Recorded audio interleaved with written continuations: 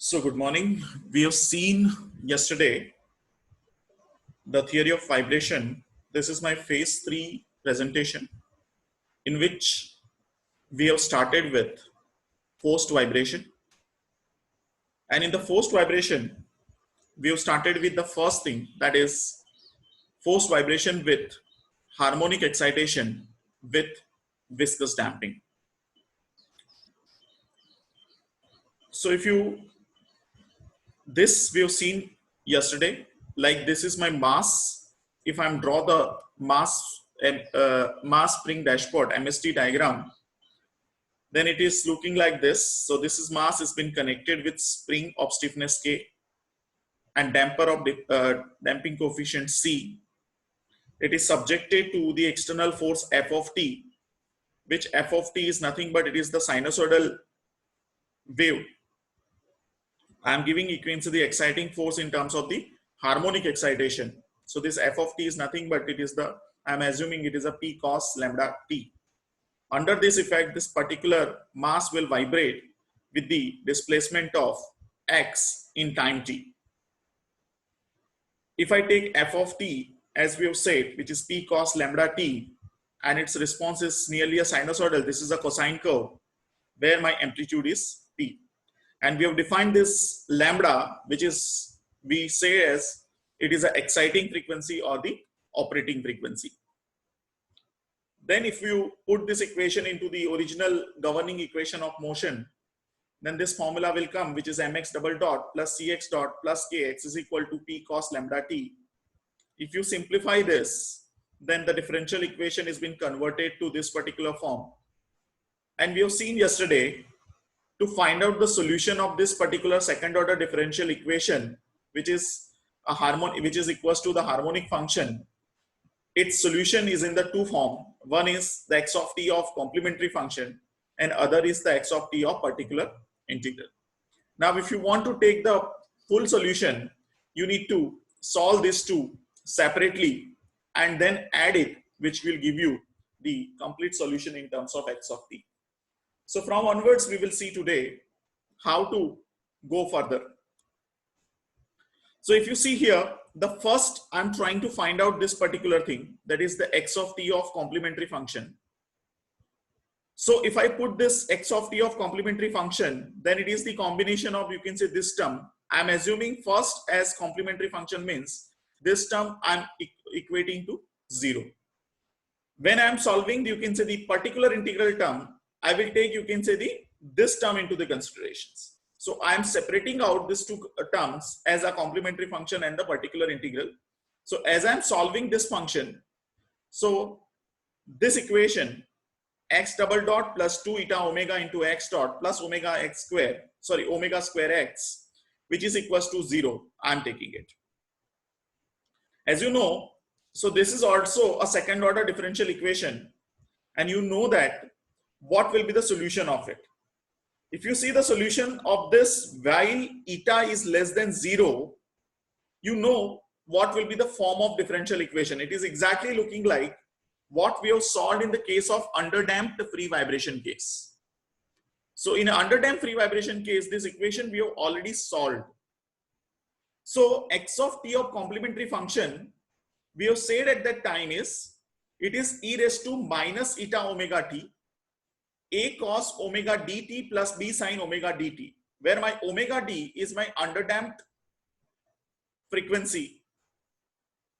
And this equation is valid when your damping ratio is less than 1.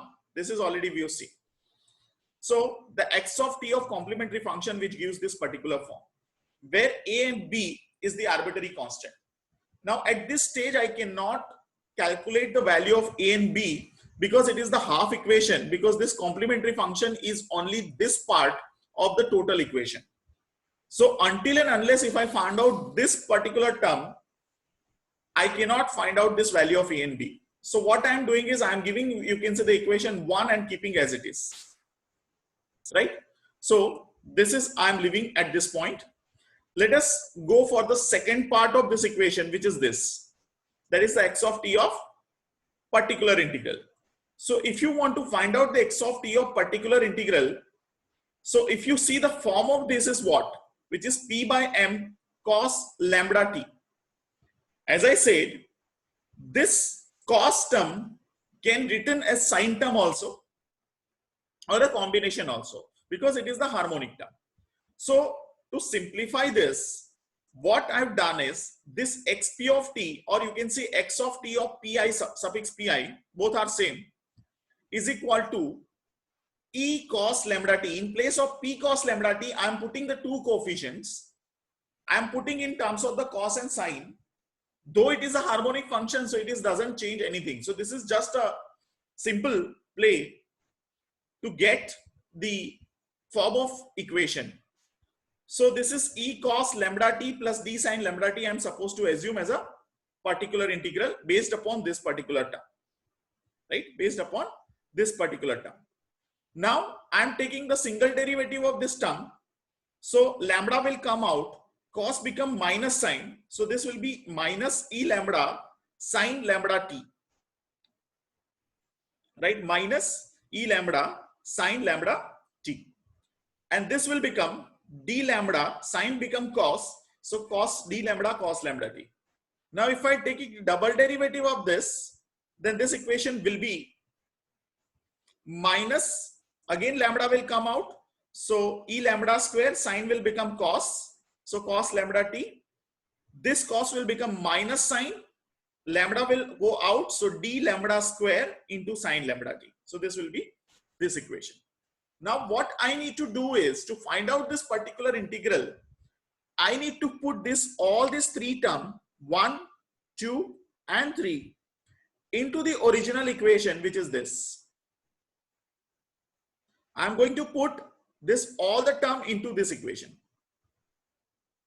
So here there is a x double dot. So I'm going to put the xp of double dot. This is x dot of p. This is xp and so on. If I'm putting all this value here, so you can see this, the equation is x double dot of p. Can you see so this formula, this equation I'm putting minus e lambda square cos lambda t minus d lambda square sin lambda t plus 2 eta omega xp dot. Xp dot is this minus e lambda sin lambda t plus d lambda cos lambda t. So this is how I put. Then omega square xp. So omega square and xp value is this e cos lambda t plus d sin lambda t is equal to p by m cos lambda t, which is this, right? So this term, I put all this value of xp into this particular term. Now if you simplify this, right? If you simplify this particular term, right? So what I am doing is I'm going to put all the cosine term. As you know, in the mathematics, this term is there. Like if you have a cos theta t, a cos theta plus b sin theta, which is equals to c cos theta plus d sin theta. In that case, you can take the coefficient a is equal to c and b is equal to d. So this mathematical principle I am going to use to simplify this particular equation. So what I am doing is, let's see all the cos term. Let us take all the cos term coefficient together. So I am putting, you can say, the cos term equation together. So this is 1, this is cos, then this is cos. You need to multiply this 2 eta omega into this, and this is also cos, and this is also cos, right? These are all cos terms. So if you see, only I am taking coefficients. So minus e lambda square plus 2 eta omega d lambda. See, can you see? Minus e lambda square plus 2 eta omega d lambda. Then omega square e. Here, this third term. This term, omega square e. So here is omega square e. And from here, which is equals to p by m as per this, because I am taking cos coefficient together, right? Cos wale term. Yahan pe cos left side and right side. So a is equal to c. So this is equals to p by m. But if I take p by m on left side, so it will become minus p by m. So minus p by m is equal to 0. So this equation I got. Similarly, now I am taking the sine term. So if you take the sine term, so this is 1, this is second, this is third. Sorry, this is third, right? So this is minus d lambda square minus 2 eta omega e lambda plus omega square d. Can you see? So this is equation is equal to 0. Now this is the two equation in which there is a two unknowns. Two unknowns is E and D. You have a two equation, two unknown. What you will do? You need to find out the value of E and D from this equation. So if you have a two equation and two unknown, you can easily do, like you can multiply some coefficient here and the sum term will going to get over. You just simplify this, then you will get, you can say from this, you will get the value of E, which is nothing but P by M omega square minus lambda square upon omega square minus lambda square whole square plus 2 eta omega lambda whole square. So the value of E is this and value of D you will get is this. I think you can, if you can find out this by solving this equation, it is a simple mathematics.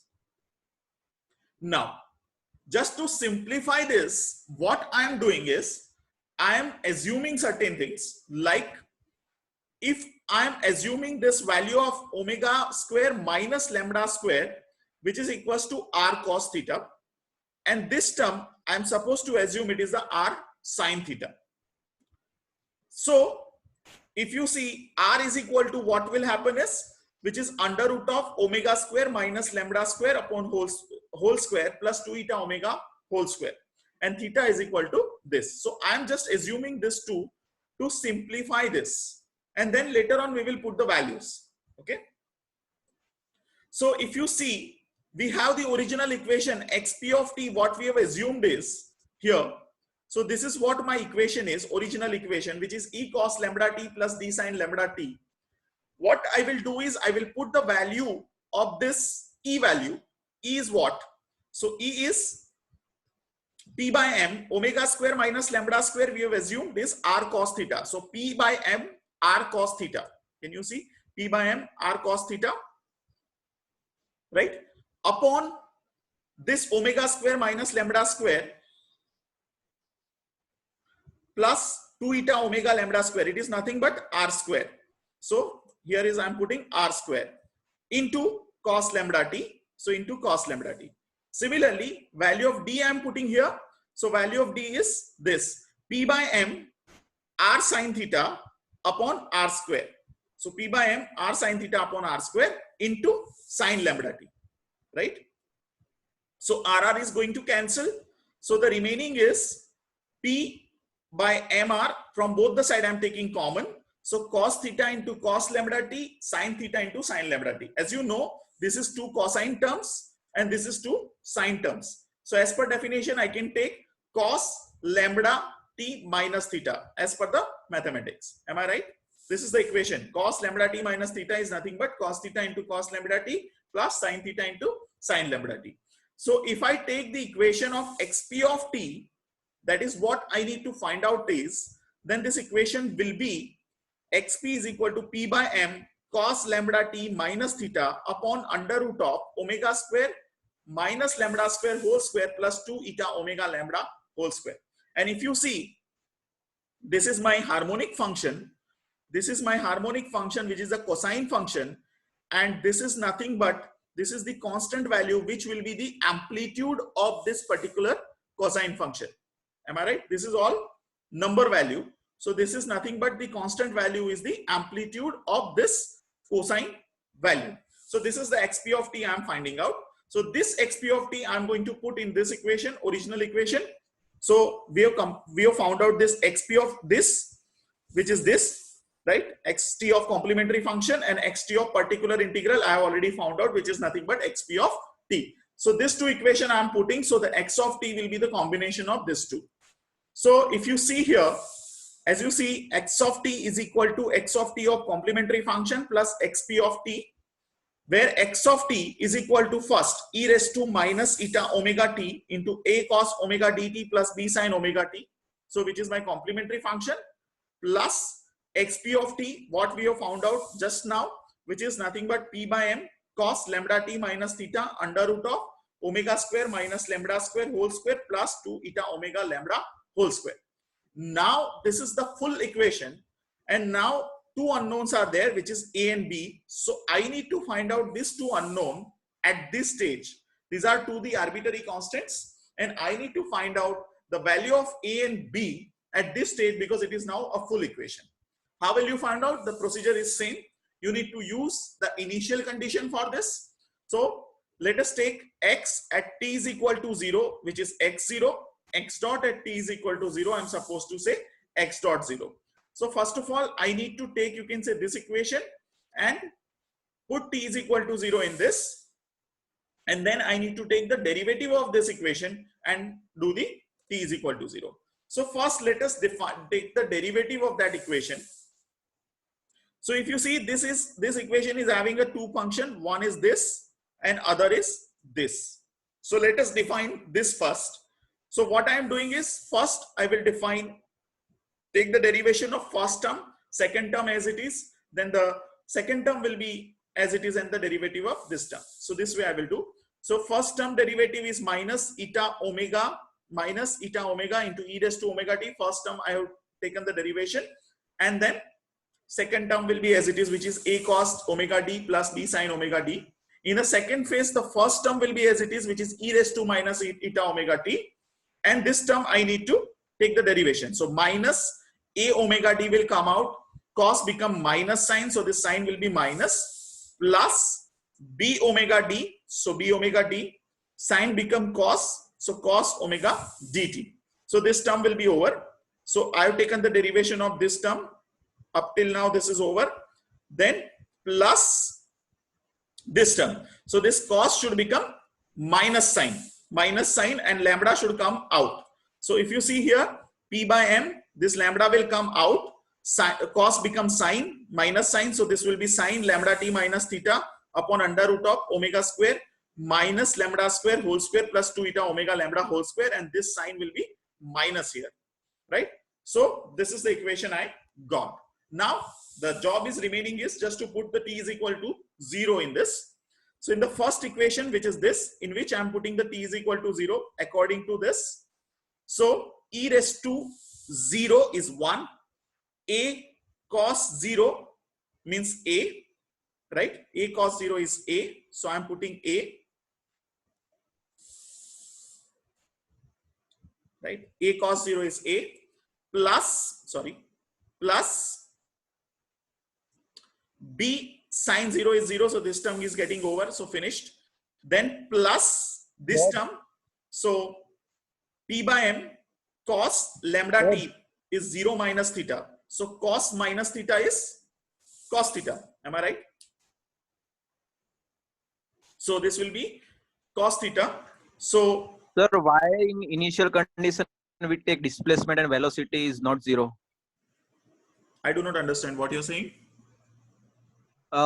Using initial conditions, x at t is equal to 0 is x naught. Why it is not 0? Both velocity and displacement must be 0 at initial condition. No, you can. How can you say that? Like, suppose, just imagine if you have any vibration, right? So vibration should start at which point? Do you not think it will be some static displacement may happen before starting the vibration? It may be 0, it may not be 0. For example, Okay. just you take the case of pendulum, for example. Okay. So pendulum, it may happen that the pendulum will start from 0 position. Is always it is like this? No. If suppose, just imagine, if you have, you can say, the certain friction in it, it cannot be reached to the original position. It may be, you can say, the some extended position. Or you may take the example of spring, let's assume. Spring will be the appropriate example. Like if you have a spring. Now what will happen is, when you are suspending the load on the spring, it may happen that in the spring there will be the permanent deformation will happen at the initial stage because of this stretching. And while you are starting the vibration, it will be start from at that position. So your x0 will be some value because of the initial stretch, right? Okay, sir. Thank you. So x0 which denotes the static displacement. It is not the dynamic displacement. It may have some value, and that is why it cannot be 0.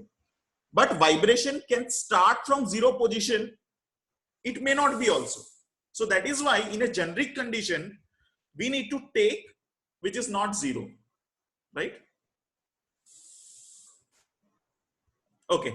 So if you put these equations into this, then this will be, you can say your value of A plus this, which will be the value of x0. Now you need the value of A. So the A is nothing but x0 minus this. So this is the equation that you got for value of A, right? Similarly, if you put t is equal to 0 in this equation, so e raised to 0 is 1 into minus eta omega.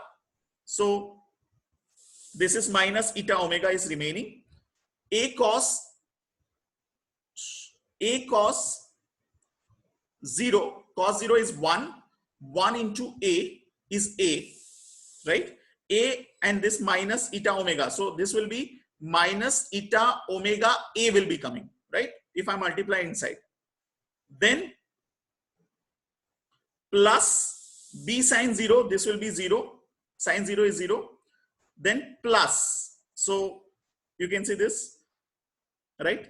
So this will be coming. So this value will be e raised to 0 is 1. Sine 0 is 0. So this term is going to get over. Then b cos omega d cos 0 is 1. So this will be b cos omega d. So from the first term you got minus eta omega A. Am I right? This plus from this term you will get b omega d, because this cos 0 is 1. So this will be b omega d. And then this term. So minus p by m lambda sine 0 minus theta. So minus sine theta. Am I right? Or sine minus theta is what? Sine theta. Right? Upon this value. So I think this is sine minus theta is minus sine theta. This will be plus, I think. Okay. So this value is nothing but x0 dot I am finding out. Okay. x0 dot at t is equal to 0 I am finding out. So this will be this term. So p by m lambda into sine theta. So p by m lambda into sine theta, right? This term I am talking about. So this term will be there. Just imagine this term here. Okay. So p by m lambda into sine theta upon under root of omega square minus lambda square plus 2 eta omega lambda whole square. So this term will be there. You need the value A is already you found out, but you cannot put because it is a big equation. So I'm not putting it. You need the value of B here. So the rest of the things you can actually take it out. So this will be minus. So x0 plus eta omega A. So this will be there. x0 dot plus eta omega A. And this whole term will go on this side. So it will be a minus this term. And this omega d will go down. So this is 1 upon omega d. So this will be the value of B. Now this two you need to put into this equation as a and B. But since this equation will become so clumsy, what I will do is I will find out A value separately with this equation and B value separately with this equation. Some numerical value will come and this I will put in place of A and B. Then I will get, you can say, the value of x of t from this equation. So I think this way you can actually solve the equation for force vibration with the viscous damping. Now it is very, very important to draw the response. Now, if you want, please understand this is very, very important. So initially, if you want to draw the response, as you know, the total response x of t is the combination of two functions, which is one is the complementary function and other is the particular integral. If you see the form of complementary function, which is in this form, which is e raised to minus eta omega t into a cos omega dt plus b sin omega dt. So the response is very much similar to the underdamped free vibration case, where there is a decreasing envelope because of this e raised to minus eta omega t and then the harmonic function. So you can draw this. This is exactly similar. So x of t of complementary function, which is like this. Okay. So this is the decreasing harmonic function, and this the envelope of e raised to minus eta omega t. The second term will be this particular integral. So the particular integral, what we have found out is this. You can see this is the cos term. This is the cosine term, which has the amplitude or the initial value of, you can say the amplitude is this value. So my cosine term will be this way. So this is my cosine term. You can see the cos is starting from this, and this value will be p by m, right? Whatever the value I'm showing, this value is this, p by m upon under root of omega square minus lambda square whole square plus 2 eta omega lambda whole square. This is the value of this, right? This is the amplitude value. So this is my cosine term, which will be going continuously for the time t. Now what I need to do is I need to do the combined effect of this. So means for each value of timing, like suppose I'm assuming this time, so I also need to take the this time from here. I need to sum this two, right? So if I take the corresponding this value, so this plus this, right? If I do the summation, then I will get the value of x of t, right? So for each time you need to do the same thing from both the graph, and then you need to plot this curve. So if you do the plot this curve, then generally what will happen is, this is my governing, you can say the you can say this form, because this will be the dominating term, and this term will be becomes, you can say the will be exactly going on the baseline. So if you sum it up, then you will get the final curve like this. First, as a base, I will draw the same cosine curve. So this cosine curve I have drawn, right? And then on this base of this, if you see, then this decreasing value of this term will come. So after some time, it will become almost zero, or it will be merged with this value, because this amplitude is continuously decreasing. So if you see, initially this will be like this, and after this it will follow, after some time period, it will follow this curve, right? So you can see this up to this timing, this will be the both, that is combination of complementary function, and after some timing, this will be just follow this, you can say the vibrating terms. So that is in a time t. I think this is the combined response that you get. If I give you an appropriate example of this, I am talking about a forced vibration. Forced vibration examples are your car. When you are starting the engine of the car, what is going to happen initially? Just when you start your car will vibrate initially, and then it will become smooth. Am I right? When you put the cell, right, initially your car engine will vibrate. So this vibration is random, which is looking like this. You can see up to few seconds how it is vibrating like this. Can you see? And then after few seconds, your machine will smoothly run, right? So this is what is exactly you're finding out for this in mathematical term.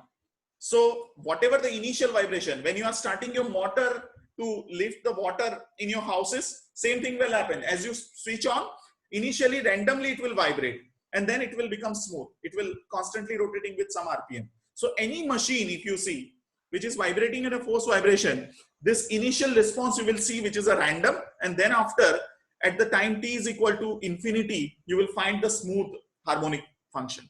So this way, mathematically, whatever you have defined, you can actually correlate with physical terms. So this is what the theory of forced vibration with the viscous damping. I'm stopping here. I'm happy to take some of the questions if you have.